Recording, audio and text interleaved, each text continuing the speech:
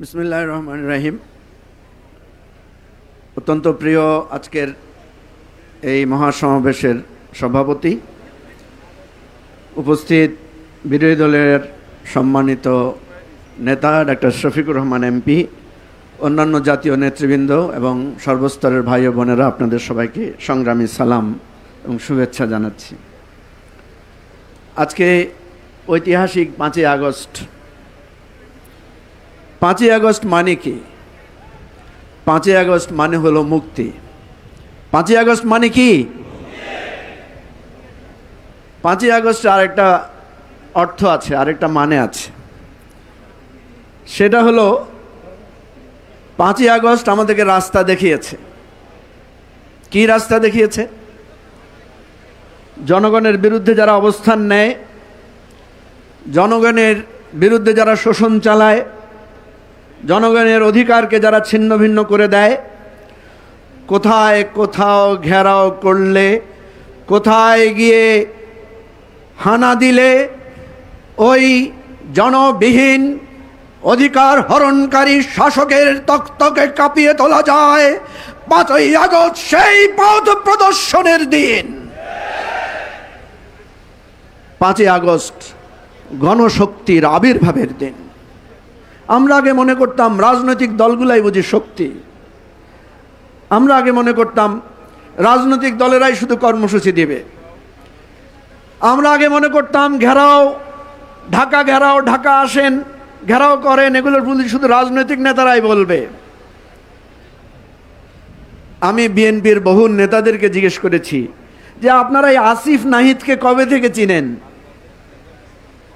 আজকে এই জনসমুদ্রকে সাক্ষী রেখে প্রধানমন্ত্রীকে জিজ্ঞেস করতে চাই, আসিফ নাহিদের নাম, এই যে আমাদের পাটোয়ারির নাম আপনারা শুনছেন কবে?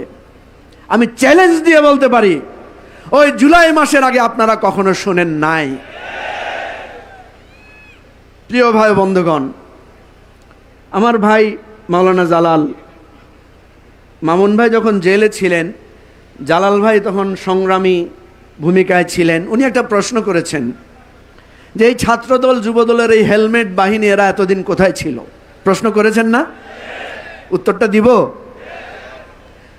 আমার কোনো উত্তর নাই। উত্তরটা দিয়েছেন জনাব সালাউদ্দিন আহমেদ সংসদে দাঁড়িয়ে। উনি বলেছেন যে নির্বাচন যদি হতে না দেয়, এইভাবে হাত নেড়ে নেড়ে বলছেন না? বলছেন নির্বাচন যদি হইতে না দেয়, এই বাহানায় আমরা সব বিষয়ে আপোষ করে জুলাই সনদ মেনে নিচ্ছি। মানে ওনারা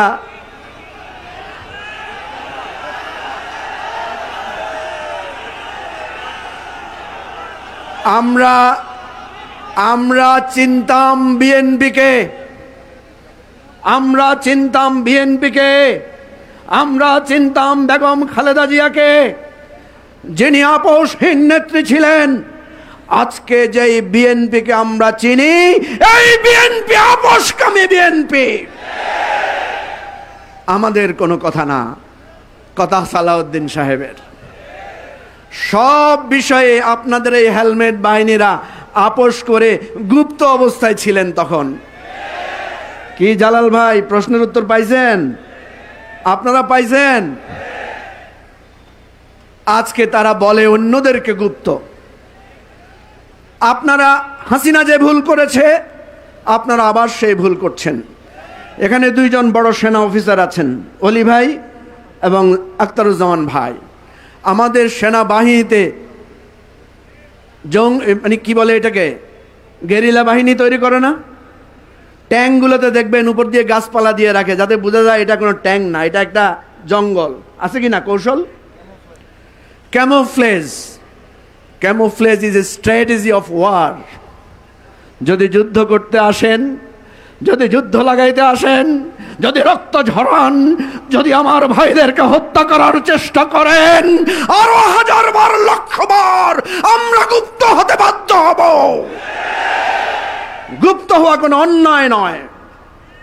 পরিস্থিতির কারণে যদি আপনি অস্ত্র হাতে তুলে নেন, যদি আপনি রক্ত ঝরান, যদি আপনি আবু সাঈদ মুগ্ধের মতো মায়ের বুক খালি করার চেষ্টা করেন, সকল কৌশল গ্রহণ করা আমাদের জন্য, সবার জন্য বৈধ। প্রিয় ভাই বোনেরা, একটা বিষয়ে দৃষ্টি আকর্ষণ করতে চাই। বেনজির কিভাবে মুক্তি পেল? আপনারা মিথ্যা কথা বলেছেন।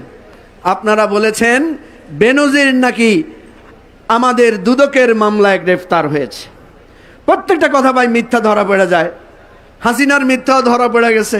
হাসিনা বলছে কয়েকদিন আগে যে উনি নাকি গোপালগঞ্জে যাওয়ার কথা ছিল, ঘুমের ঘোরে উনি দিল্লিতে চলে গেছেন। আর ভারতের পররাষ্ট্রমন্ত্রী নাম কি?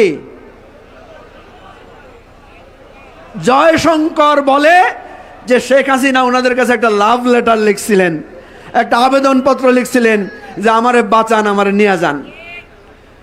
দেখেন, এখন স্বরাষ্ট্রমন্ত্রী বলছে আমরা ওখানে ল এজেন্ট নিয়োগ দিয়েছি।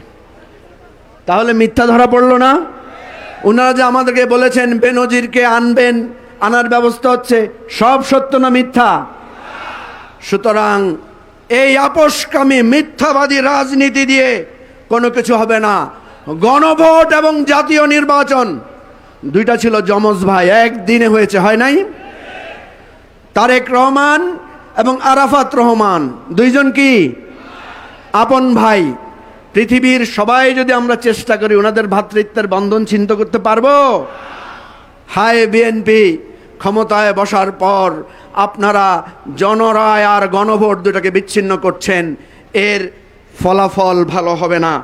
সব শেষ কথা বলি, জুলাই ছিল, জুলাই আছে, জুলাই চলবে। লড়াই অতীতে করেছি, রক্ত দিয়েছি।